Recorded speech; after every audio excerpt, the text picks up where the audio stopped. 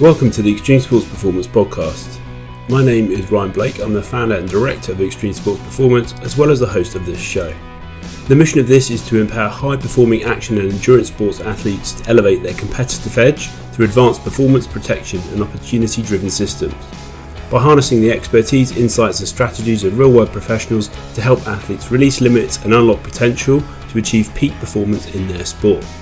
The vision of this is to be the ultimate resource for adrenaline junkies and weekend warriors, providing practical applied sports science strategies to overcome challenges and solve problems without sacrificing personal well-being. We strive to build a thriving community of extreme sports enthusiasts who embrace the balance between pushing the boundaries and maximising enjoyment in what they love to do. In this episode, I'm speaking with Scotti Schafer. Scotti is a body surfer and board member for USA Bodysurfing, as well as the International Body Surf Association. We discuss what initially drew her to body surfing, what have been her highs and lows, what does the education, support and coaching of body surfing look like, what things does she see done well, what things does she see not done so well, what are the most valuable things she's learned, what does it take someone to be world class at body surfing, where does she see the sport going in the next 5 to 10 years, what's her top piece of advice to help someone become better at body surfing, and much more. Okay, here we go.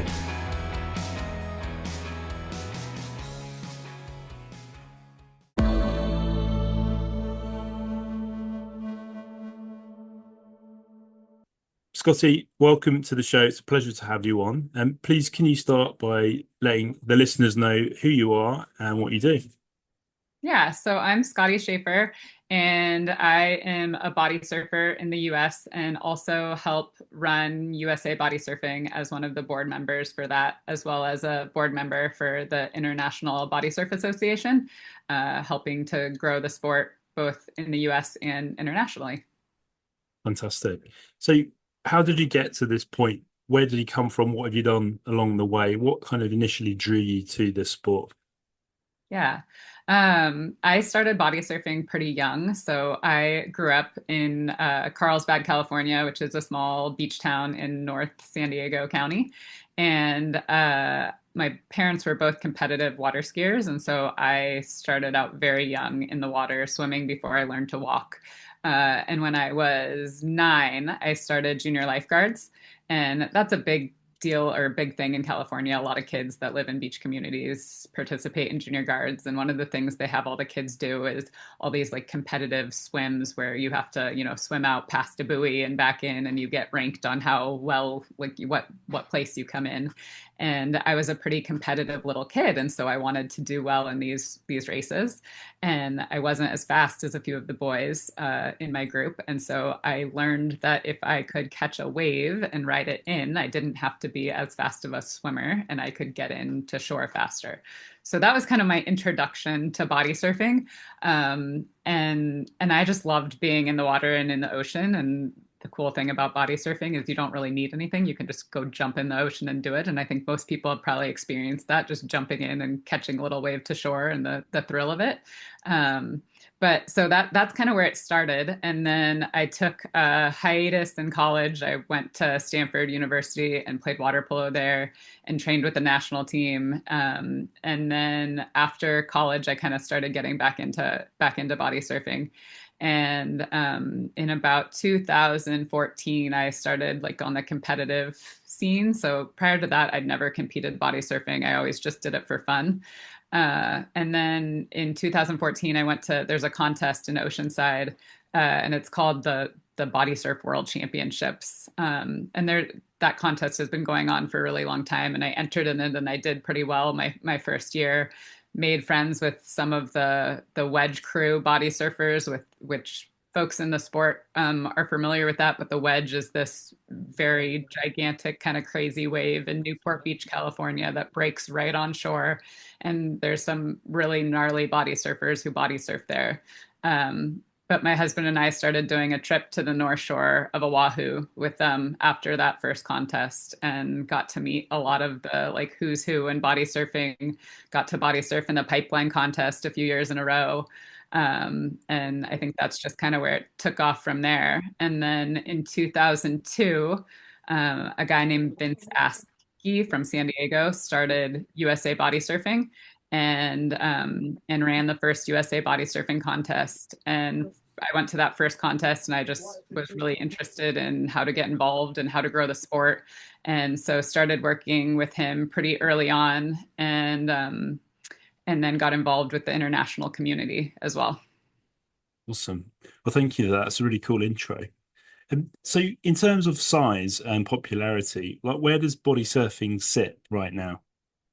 Yeah, I'd say so. Body surfing has been around for ages, and it dates back to ancient Polynesian culture, and it's been around for I think for longer than surfing even. But the sport is still, I'd say, pretty underground, and just in the last couple of years, it's had a lot of growing popularity. And just 2 years ago, 2023 was the first year ever that we had a body surfing world tour. And so I think that's helped grow the sport a lot. And so we've had two world championships recently. And I'd say that we're just continuing to see the sport grow over the last few years in a pretty exponential rate. Wow. Yeah. Okay. Brilliant. That's really cool. So, what would you say your highs and your lows have been um, throughout the time that you've been doing the sport? And would you be able to share some examples of those with the listeners? Yeah. I'd say, gosh, I've had so many highs in the sport. It's just such a fun sport to be involved in, and like all the free surfs that you do, like I'd say all the big wave spots that I've got to body surf have definitely been a lot of my highs, and being out in the water with a few other people, and just being at one with the ocean. I'd say getting barreled. Anytime you get barreled is definitely a high, just feeling yourself moving through like a wave with just your body too. Like I'm a Yeah. surfer too, and it's just a different feeling getting to do that with just your body, and you just feel so much more connected to the ocean, which is really cool. Mm. Um, Definitely the trips to Hawaii that I did were highs, getting to body surf the North Shore and just some really iconic waves. And then I'd also say so the Body Surf World Tour that I mentioned, that started in 2023. And then the first ever World Tour Championship was in 2024 at the spot called Point Panic in Hawaii, which is this body surf only wave that breaks on kind of like a rock reef right next to a harbor. And it is just the most perfect, almost wave pool style wave. And you Mm. can just get really long rides. And to be a part of that event as the inaugural World Championships and to be at an event where there actually was an international community, people represented from over 16 countries, and getting to interact with kind of the best of the best from around the world was really cool. So that was a definite high. That's And awesome. then, yeah, and then lows. Um, I mean, in the sport, there's a I was in Hawaii on the North Shore, and it was actually my first time ever paddling out at the spot called Pupukea, and it was pretty big. And I was paddling out with four or five guys that I knew, um, and I wanted to prove that I deserved to be there, And so, but the waves were bigger than I was used to, and I went on a wave, and it was like the last of a round of sets, so a few of the guys were already on the inside, and I kind of like air dropped down the wave, and both of my fins, which is the only kind of equipment you use when body surfing, got like blown off my feet.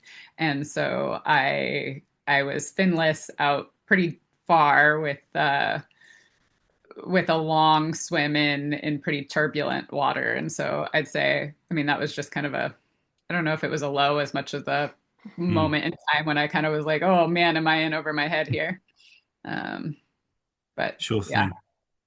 I can imagine that there's a significant amount of risk with this sport, like there is with any sport like similar.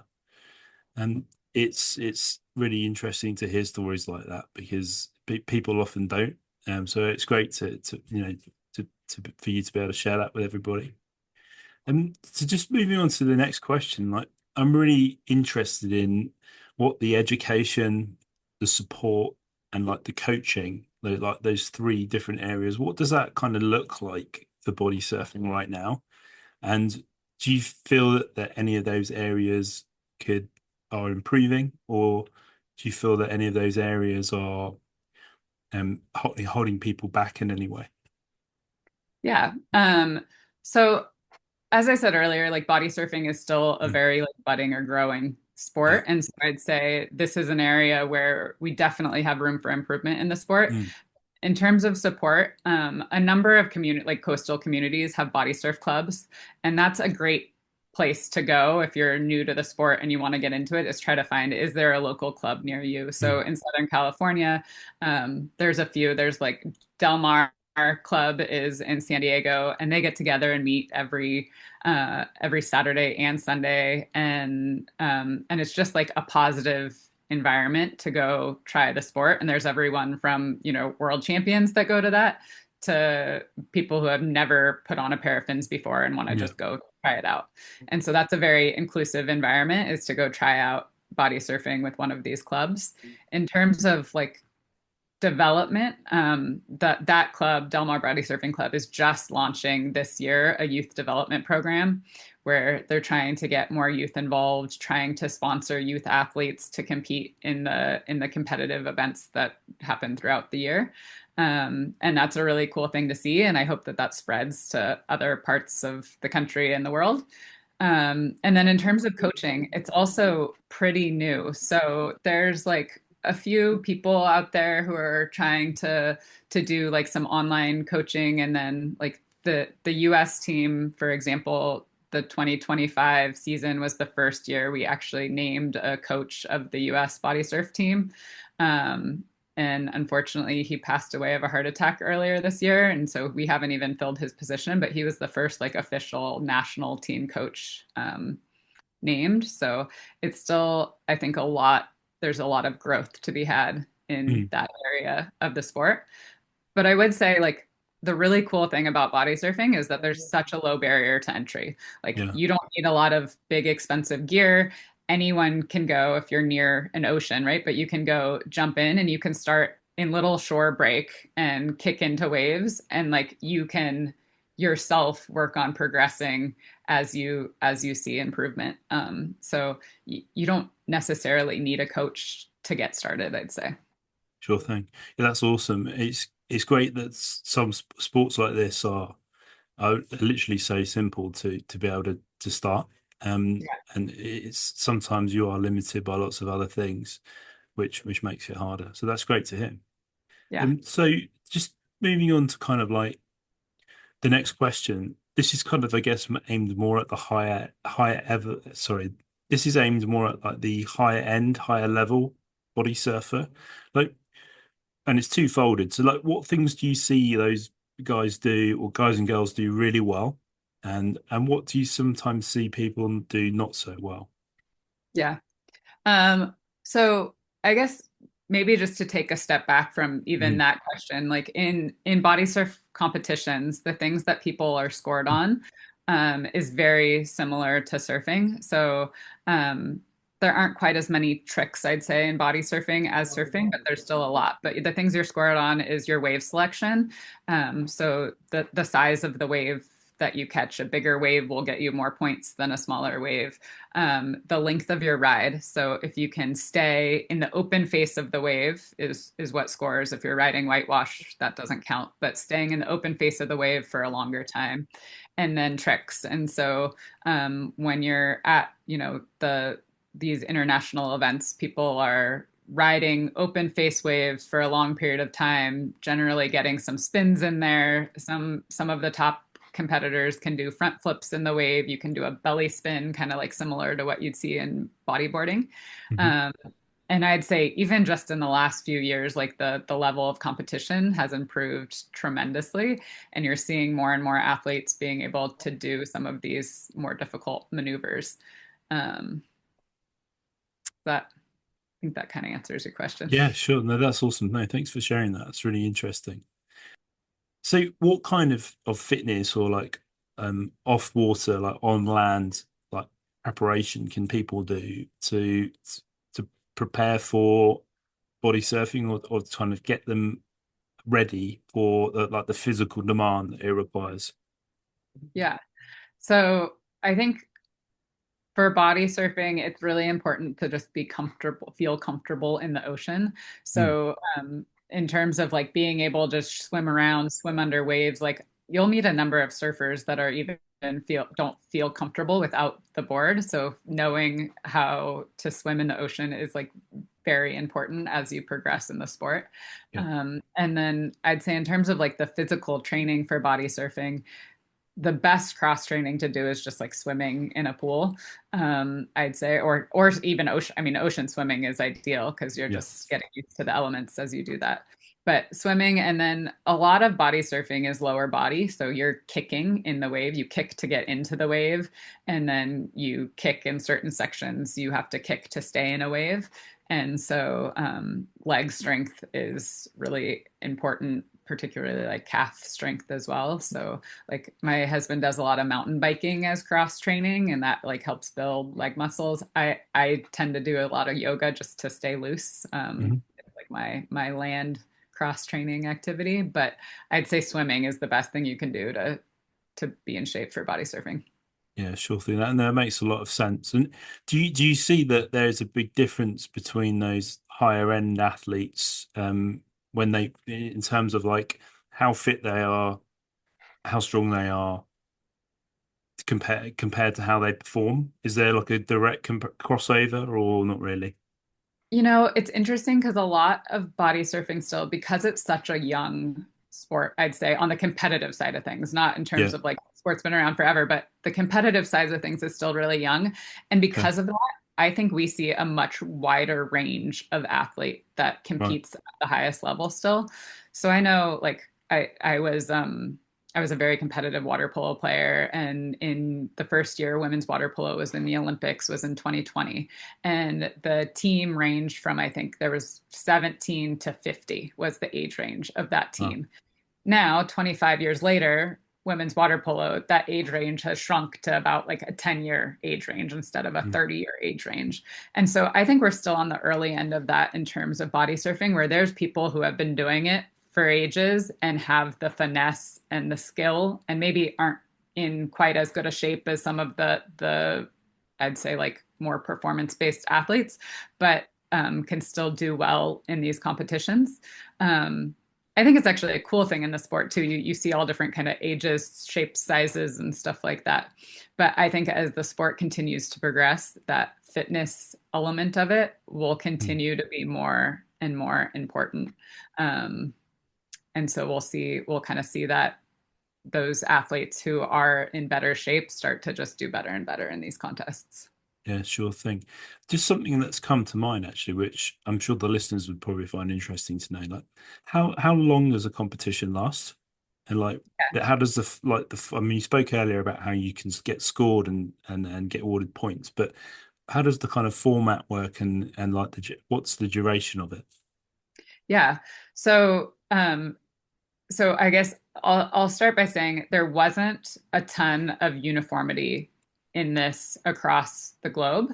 And so one of the really cool things that the International Body Surfing Association has been able to do over the last like 5 years is create uniformity in terms of how people are scored, how long are heats, how many Mm. people should be in a heat, all those types of things. Because prior to that, it was kind of impossible to have a world tour where, you know, athletes in Morocco were being scored very differently than athletes in California and so forth. Yeah. And so now, for all the contests that are a part of the international, like the qualifying events for the world tour, heats are generally 15 minutes long, and you'll be and there's four people in the water, so you will be competing against three other people. The top 50% or two athletes will advance to the next heat, and you'll get a score on all of your waves, but only your top two waves will count towards your score for advancing. And so then you'll compete in a heat, and if you're one of the top two people based on your top two waves, then you would advance to the next heat and compete in that, so forth and so on. And so contests are usually 1 or 2 day events based on how many people are registered for an event. And it's pretty much like an all day event down at the beach, you know, 7 a.m. till 4 or 5 p.m. So Awesome. Okay, pretty cool. So it's not dissimilar to some formats of surfing, really. Um, very similar. yeah, Yeah. cool. All right. So have you have you seen or come across any kind of injuries in your time? Like they're kind of common ones that happen. Yeah, it depends on where you are body surfing. So there are some waves that you are body surfing that are in really shallow water, often called shore break. Yeah. There's some iconic spots like this in Hawaii, or the Wedge, which I mentioned earlier, is a good Mm. example of that. There's one in our hometown in San Clemente here. And my husband actually my husband is also a competitive body surfer. And in January, he actually tore his AC joint in his shoulder, body surfing a shore break wave. So Oh, he went on a wave, he was going left. So a lot of times when you're going on a wave, you'll stretch out your front arm to kind of help like plane you and guide you in the face of the wave. And he was stretched out and the bottom kind of like hollowed out, and he hit the bottom with that shoulder stretched out, and he tore his AC and actually had to get surgery. So wow. that was not a fun injury, but I'd say the risk or the scare is hitting the bottom. Yeah. um, and but there are lots of places that you can body surf where you're body surfing in deeper water and you don't have that risk. Yeah, sure thing. Okay. No, that's really interesting. If you is it common for body surfers to kind of get held under the water for excessive amounts of time? I mean, I guess it's very similar to surfing. We've spoken to many surfers. We work with many surfers, and a large part of the work we do with them is breath holds, and trying to get them comfortable in a I suppose a stressed state when there's low on oxygen. Is that something that you ever practiced or other body surfers do? Yeah, definitely. And it depends on the size of wave that you're body surfing, which Mm, same as surfing. If you're going out in 2 or 3 foot surf, it's not something you're worrying about. But as you start to get into okay. body surfing or surfing larger waves, you Mm, definitely have to train for that and be comfortable with longer breath holds. And so, mm, a lot of the spots in like the North Shore of Hawaii, or um, I mean, even there's a few spots down in San Diego, Blacks being one of them, but you're out there in pretty big surf. I'd say the cool thing about body surfing that differs from surfing, I actually feel more comfortable in big surf without a board than with a board. Because if you're a comfortable swimmer, when you're like paddling out through that big surf, you can dive pretty deep when you don't have a board that's mm, buoyant, that's attached to you. sure. And so you can dive under those waves, and I think actually come up quicker than you do with a board. Um, but then, if you take a gnarly wipeout or fall on a wave, yeah, you're getting held down for a while. So Sure thing. definitely something you gotta train for. And how would you go about training for something like that? Like, would you be able to share with the listeners just maybe an example of like an out of ocean or out of water drill that you can do to help with that? Yeah, I can share what we do with our 7 and 5-year-old to train them for this. Yeah, that would be awesome. We Yeah, have a hot tub yeah. in our backyard, and so they practice it. Like our 7-year-old can hold her breath for like a minute and a half, and our 5 year Wow. old's at like 45 seconds right now.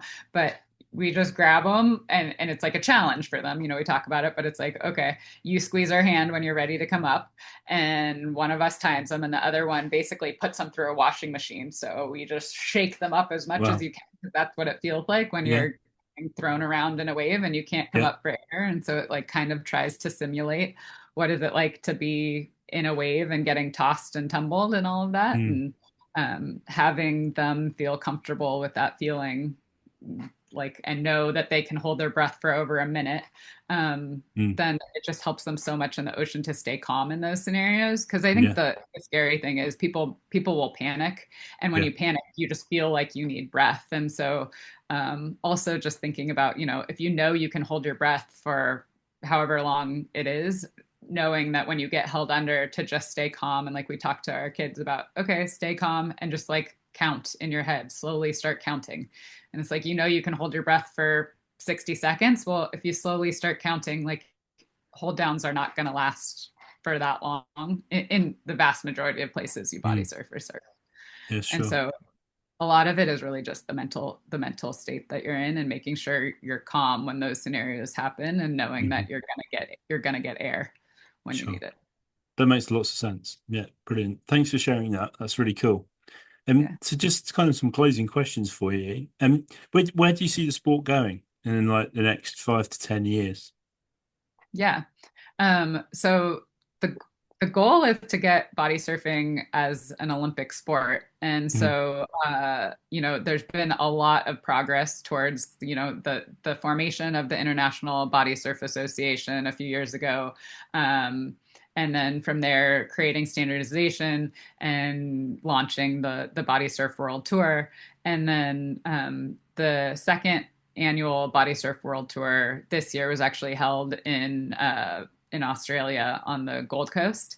And that is where the Olympics are slated to be in 2032. And so working with the Australian body surf community, it was really cool to see that event and see kind of what it could be in 2032. And I know the Australian Body Surf Association is pushing really hard to have Australia at it as one of the sports for 2032. And so we're trying to do all we can to help support that.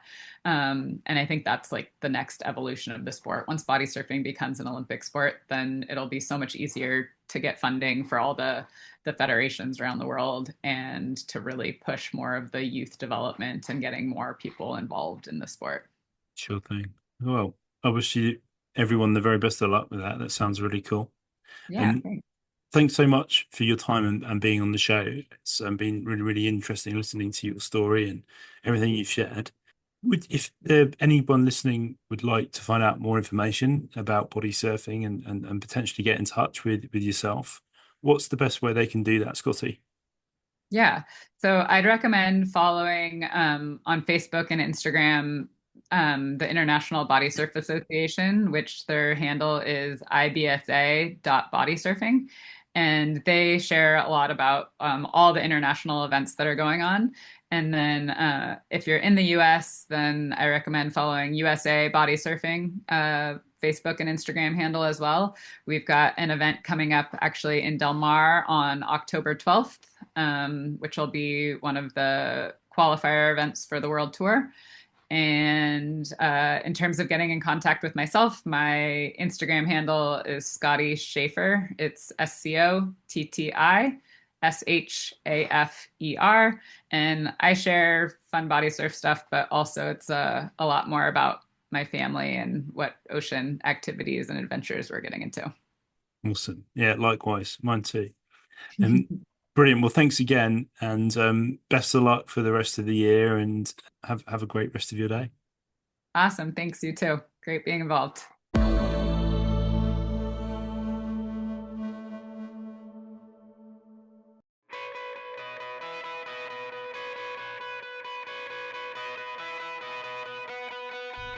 Thanks for listening to this episode. We hope you enjoyed the show.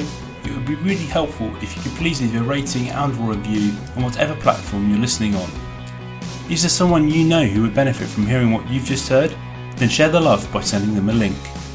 Be sure to check out our website www.extremesportsperformance.com that has details about the ESP blog, more information about this podcast, taking our performance overview online assessment, joining our online extreme sports community, our online training programs, our online nutrition plans, our flagship online athletic development coaching program, our in-person consultancy services, and how to get in touch if you have any questions. Follow us on social media at LinkedIn, Instagram, Threads, Facebook, and YouTube. Links to these can be found at the bottom of all of our web pages and via any search engine. Until next time, go well.